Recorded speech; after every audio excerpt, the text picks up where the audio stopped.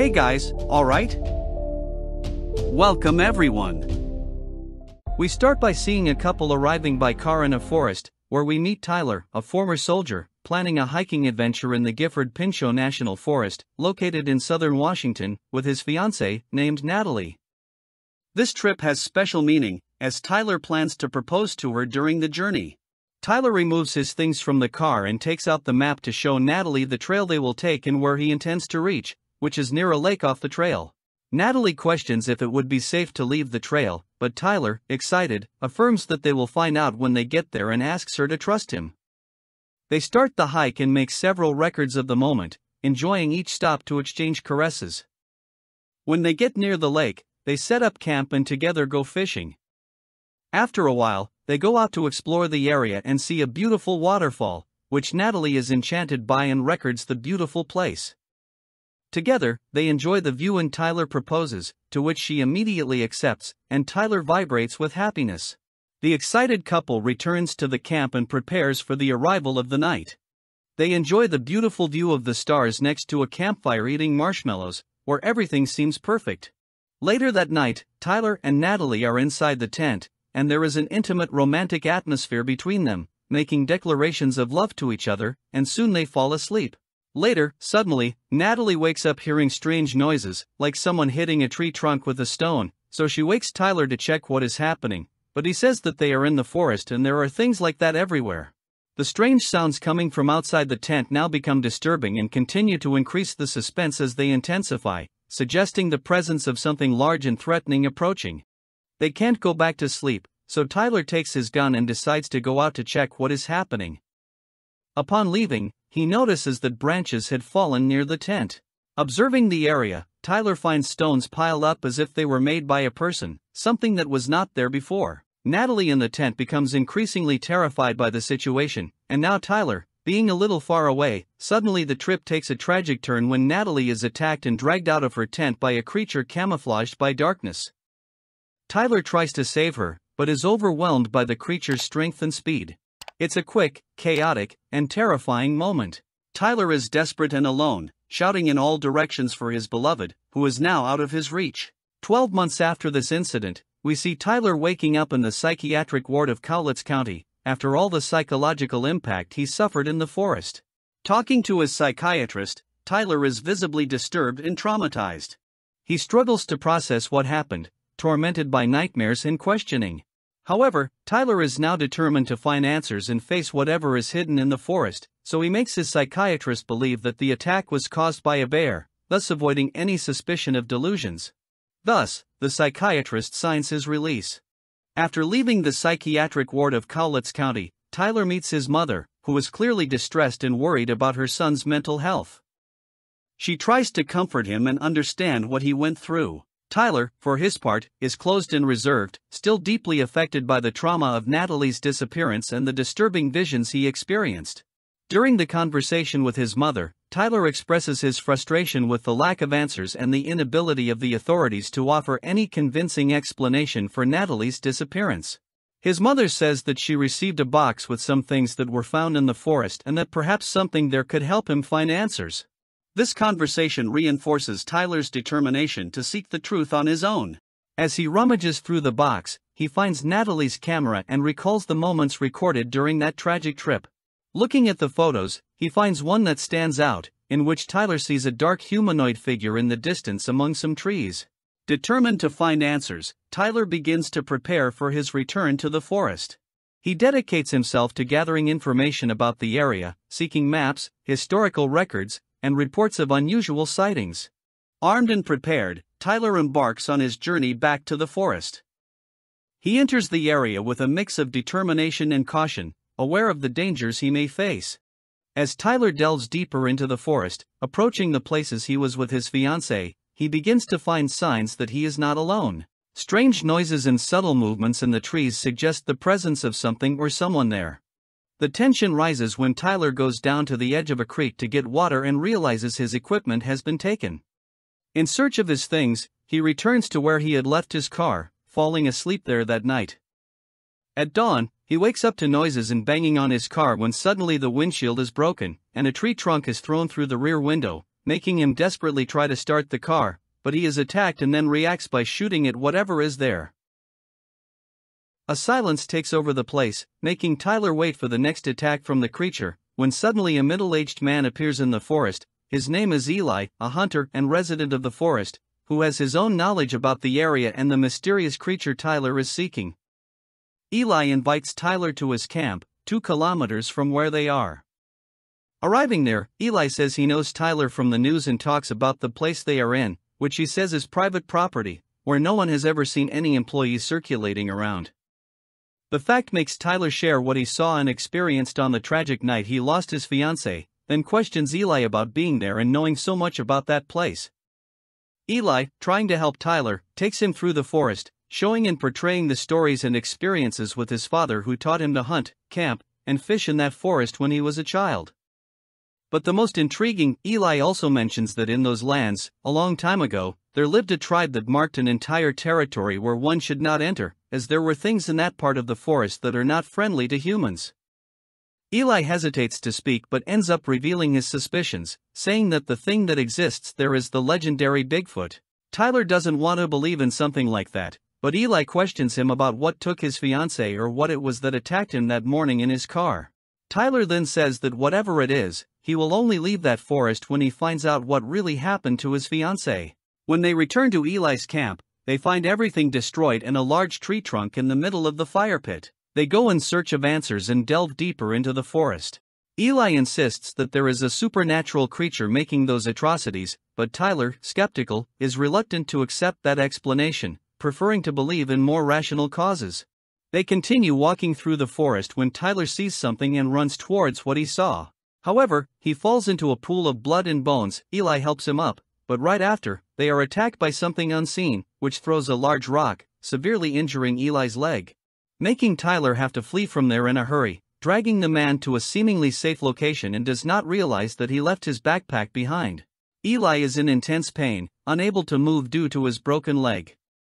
Tyler, realizing the gravity of the situation, quickly assesses the options. He decides to leave Eli in that location that seems relatively safe, hidden among the trees, while he goes in search of his backpack, which contains the necessary medical supplies to help Eli. Tyler returns to the depths of the forest, now alone, moving cautiously and quickly. He is visibly worried about Eli's safety but determined to find what he needs to help him. When he finds his backpack, in the same location, he finds Natalie's ring, which causes him great emotion. It becomes clear that his fiancée is dead and that among those various human bones, Natalie's must also be there, making him burst into tears. Suddenly, Tyler hears strange noises, indicative of the creature's presence nearby. Tyler manages to recover the backpack and heads back to where he left Eli. He runs through the forest, driven by the need to return before the creature can find them. Upon arrival, Tyler finds Eli still conscious but clearly suffering. Then, using the supplies from the backpack, Tyler begins administering first aid, improvising a splint for Eli's broken leg. Tyler demonstrates his survival skills with precision. With Eli now stabilized but still unable to move quickly, Tyler makes the difficult decision to look for an escape route from the forest and move forward. He knows that staying in the same place increases the risk of another encounter with the creature. Preparing to leave, Tyler helps Eli stand up, supporting him as they slowly move through the forest. They choose a path that seems less likely to attract the creature's attention, with Tyler constantly checking the surroundings for any sign of danger. They arrive at a point where they believe they are temporarily safe and secure. Then they shelter, gasping and exhausted, but aware that the threat has not passed. They set up camp and plan the next steps, determined to survive and escape the forest, ridding themselves of its dangerous inhabitant. As night falls, the tension rises, with Tyler and Eli positioned, armed, and alert. The sound of the forest intensifies, with noises suggesting the imminent presence of the creature. With only a flashlight and the light of the fire, they catch a glimpse of the creature's shadow behind a tree, heightening their fear. Believing that the creature dislikes fire, they then remain there, poised until dawn. When dawn breaks, Tyler goes to the river to fetch water for Eli, who remains vigilant while Tyler tends to his wounds and tries to fish, but without success. The cold and hunger make the situation difficult for them, who move again to another part of the forest. At night, Tyler lights a fire and Eli says there is only one way out, which is where they came from, through the creature's territory. Tyler and Eli know that only one of them can do this, as Eli is on crutches and would not be able to run, which would surely be necessary. Eli makes it clear to Tyler that he will have to go alone and leave him there, as this is the only way he can escape. Tyler, however, says he will not leave him behind and will find a way to take him back to the safety of civilization. Eli tells Tyler to sleep a little while he keeps guard. Time passes and Eli becomes thoughtful, where at a certain moment he seems to have made a decision. Then he cautiously gets up and moves away from Tyler with difficulty. When dawn breaks, Tyler realizes that Eli is no longer there. He quickly goes out to try to find him and soon follows a strange trail. It doesn't take long for the tracks to lead him to a snowy area with blood, where he sees Eli's broken glasses and his rifle lying on the ground. Suddenly Tyler hears screams nearby and runs to see what it is, believing it to be Eli. In desperation, he slips and falls into a lower part, and when he raises his head, he sees the terrible creature ferociously devouring Eli, who is already dead. The creature then sees Tyler, who quickly gets up in terror and runs away from the monster. But it's no use for him to distance himself. The creature is very fast and easily catches up with him, throwing him far away and making him lose his weapon. The creature roars fearsomely and attacks Tyler, throwing him against a tree. Then he picks him up by the leg and lifts him up as if he were just a rag doll.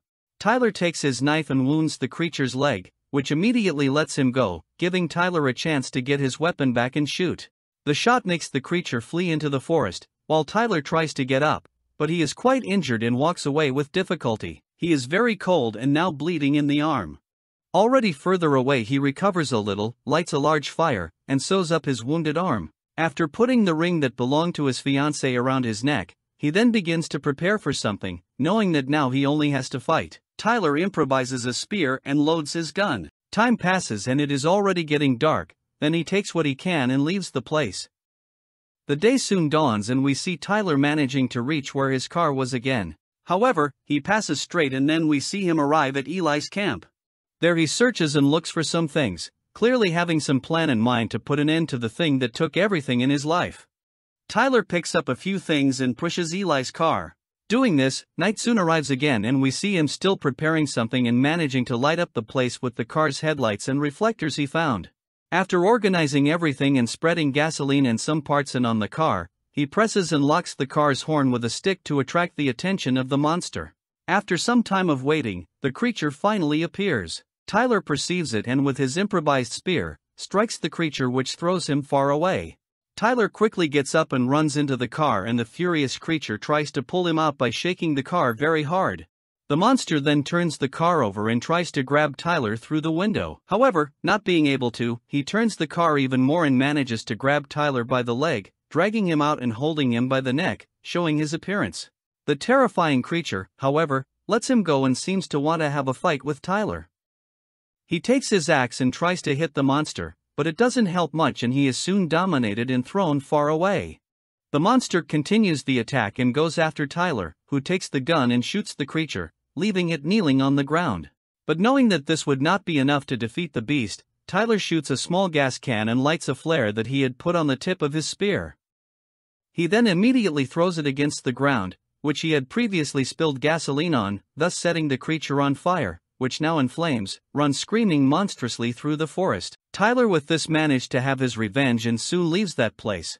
At dawn, a man is driving along one of the nearby roads, when further ahead he sees Tyler coming out of the forest and falling on the road. The man immediately gets out of the car and runs to help him. Sometime later Tyler is seen on a hospital stretcher, medicated and with his wounds treated. A nurse arrives and tells Tyler that he went through a somewhat traumatic moment and was unconscious for a while. She then asks if he could remember what had happened to him, to which Tyler immediately says yes. The nurse then says that someone wants to see him, someone who can help him with what he saw. When you can hear the voice of an elderly man in a wheelchair who is there in the corner of the room, the old man shows he believes in anything Tyler is going to say about what he lived through in that forest, and asks Tyler if he really managed to get close to the creature, and after introducing himself as Jackson Wells, he hands Tyler back the ring that belonged to his fiancée, stating that he has seen monsters and that terrible things leap from the darkness. The old man then wants to know from Tyler if he managed to kill the creature. Tyler then says that he shot, cut, hit, and set fire to it. But the old man says that being like that, it only makes the creature angry. Tyler doesn't understand what they want from him, and the nurse says they are from a special group.